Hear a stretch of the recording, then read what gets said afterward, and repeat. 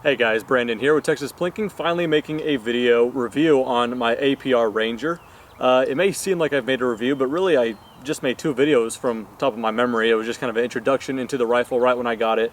And then I think like one more shooting video in between then, but I never actually went through the full build sheet of the rifle and the specs, talking about the price. I've meant to do that, but I've never got around to it. So that's all coming in this video, so it's not going to be all jabbering as well. I'm going to go ahead and show you guys how it groups and how it shoots at long range all the way to 1,000 yards from some previous footage from previous videos as well. So I guess we'll just go ahead and jump right into it. I'm going to go over the things I added to it as well, but I think I'm just going to start with the rifle itself.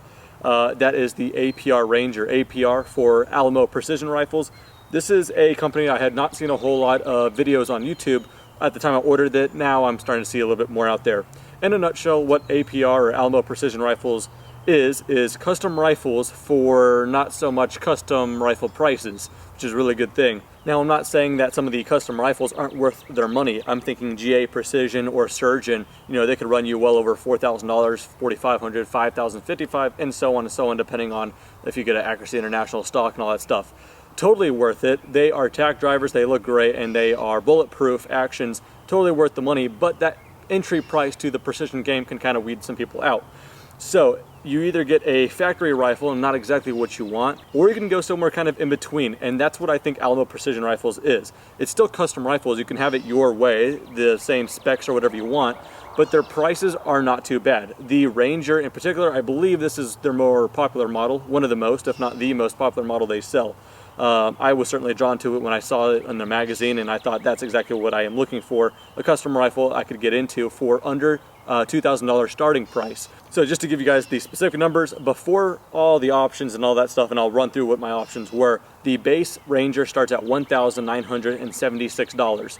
My actual price, because they're out of Hurst, Texas, so Texas with Texas, I had to pay the sales tax. That added another $200. On top of all my options, I was just around $2,600. Again, if you're out of Texas, take $200 out of that. So I was just about $2,400 for when it was all said and done. Of course, minus the accessories. But that does include a 5-round, actually for me it included a 10-round accurate mag. You could also get the 5-rounders as well. Not cheap mags, and it included that.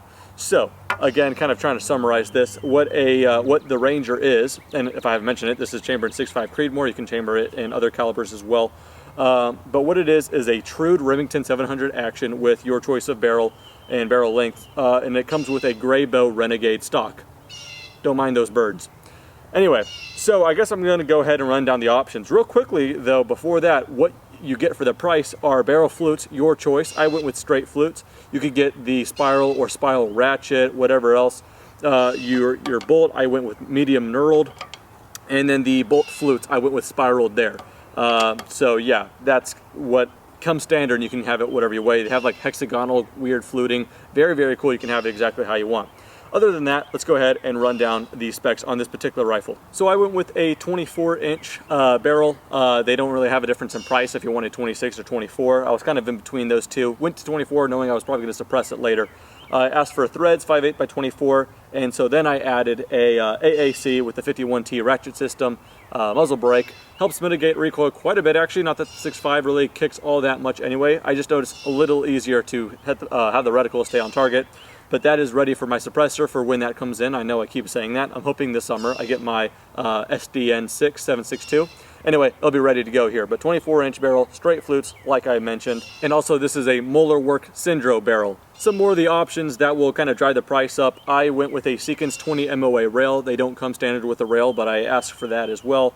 That rail alone is like $80 or something like that, 70 to 90, somewhere along that ballpark.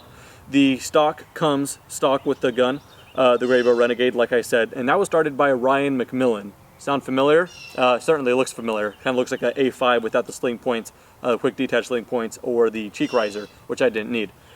So yeah, Gray Bow Renegade, really cool stocks for good money. One of the options though that would drive the price up a little bit more, I went with the Cerakote. This is a traditional gap Cerakote.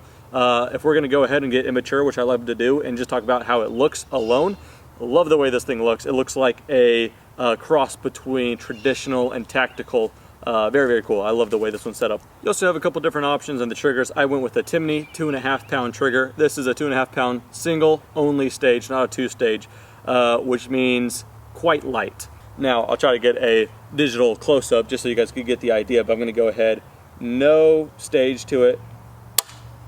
Easy break, didn't even move the rifle. 2.5 pounds, don't sneeze on the trigger, it just might go off, which is exactly what I was looking for. Put that back on safe.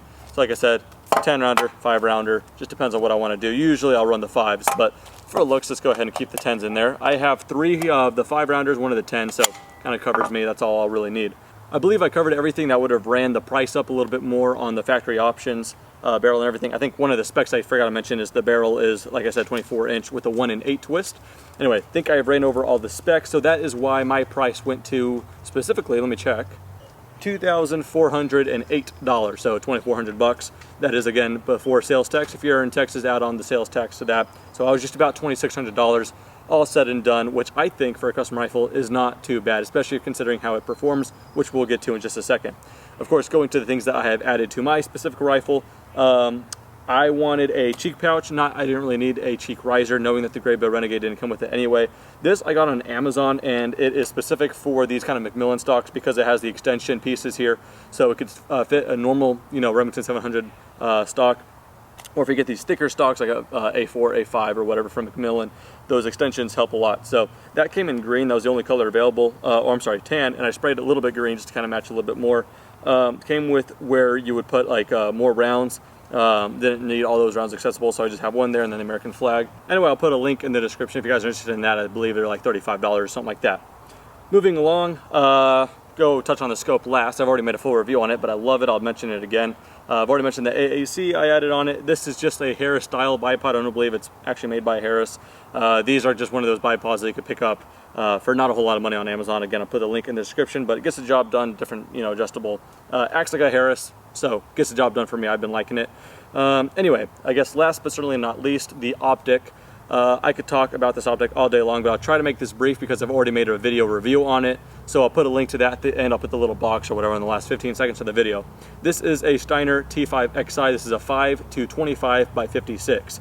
Absolutely love this scope, by the way, held on there by these Vortex 34mm rings. So anyway, love this scope. My favorite scope I own right now, but 5-25 is a fantastic range. It's got that recipe, the 34mm tube, 56 bell. The reticle is awesome. Steiner calls this the SCR reticle. It mills down, or it shows you all the way down to 20 mils. Now, if you're a Mills person, this is great, and this was only available in Mills for the longest time, but they just released an MOA model. So if you guys are MOA guys, then there you go. So now available for you guys. But yeah, it came with this throw lever as well. It came with these tactical tough flip-up covers that you could click down, all for a ton less money, made in the US as well, with a lifetime transferable, no receipt needed warranty. I know I sound like a Steiner salesperson. I'm not paid. I did pay for this scope. But I am just, when I have a product or a service or whatever that I love so much, I want to sell it. So yeah, they got me hooked here. If I need another one, I probably will get a lower magnification one for like an SPR build or whatever. Love this scope. And I think for under $2,000, it is the best value scope out there for the precision game. That is my opinion. But I certainly love it, and anyone who's experienced with Schmidt & Bender's Night Force that has looked into this are very pleased as well, and it's really doesn't have any downfalls. This is starting to sound more like a review on the scope, so I apologize. Like I said, link if you guys want to see more about it to the video, or link in the description. I believe they run for about $1,600 or $1,700. Very much so recommended. I think I just ran over everything as far as the review. I think we'll just go ahead and interrupt this part with some shooting. I think we'll start with some long range. You may have already seen this footage from the 300 Win Mag to 6.5 Creedmoor comparison, but if not, here's some long range going from 250 to 1,000 yards. Enjoy.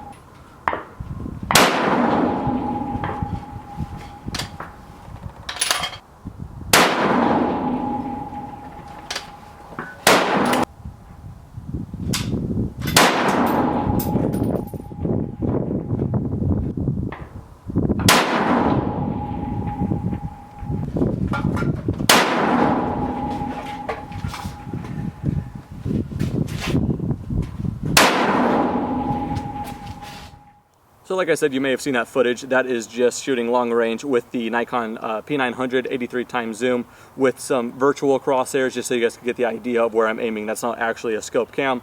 You guys get the point. Anyway, so that is the long range like you've seen, and I'm going to do a lot more long range as well. In fact, at that range, at 1,000 yards, they have a target that is just barely smaller than a clay pigeon. I'm wanting to go out there one of these days and shoot nothing but that target, get it on video, see how effective we could be on a clay pigeon or smaller at 1,000 yards. Anyway, let me get this other target. Talking about how it groups. I didn't record the actual shooting because it was horrible weather and I just wanted to get done with it. But anyway, I have this little three shot groups, 3 groupings. So 9 shots total. I'll get some close-ups here. Let's go ahead and start with the top one. This is some 140 grain eld-m from Hornady. This did a 3/4 of an inch grouping. It's done better than that, and that was the only grouping I did with that ammunition. I just wanted to get an idea. Could have probably done a little bit better. Then I got a .85, so just a little bit larger than that, with the 140 grain American Gunner non-match ammunition. So it's kind of consistent there. And one interesting to note, I did both of these at 10 times magnification because a lot of people recommended that you back off your magnification, otherwise you can overcompensate. Well, I was thinking about that, and I'm thinking if you have a really stable platform, it shouldn't matter. So just for shits and giggles, I shot this 3-shot group, which is all in the same hole, on 25 power. So myth kind of busted, I don't know. I'm thinking if I'm kind of shooting offhand, back off the magnification, or if I'm not too stable, back off the magnification. That if you are stable like I was with the bipod in the rear bag, I was able to be very stable at 25 times power and let me aim very, very small. So I was aiming for the little Texas on this LaRue target, the very top of Texas, and I'll get a close-up of that shot pattern. Very, very nice. And that was with American Gunner, the 140 grain non-match ammunition. Not too bad. My best 3-shot group I've ever shot. I want to go back out there and do 3- and 5-shot groupings, more of the eld-m and the American Gunner, just to see a little bit more, but not too bad. And that is, of course, right after barrel break-in. I think it's got maybe 150 shots down the barrel now, maybe a little bit more, not much. Anyway, guys, that's going to do it for this review. Expect to see this rifle in action in the not too distant future, but that concludes this video. Thanks for watching, and have a good day.